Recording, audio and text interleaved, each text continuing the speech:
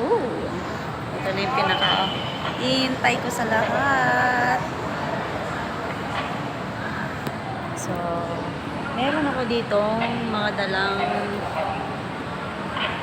alam na number 1. Ako number 1 guys ngayon, tapon. Maaga pa eh. Pero actually, late ako kahapon. Hindi ako nakapunta kahapon.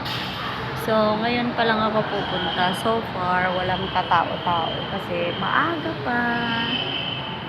So, ako yung number 1. Pero wait pa ako guys. So, ayan. May outfit ko.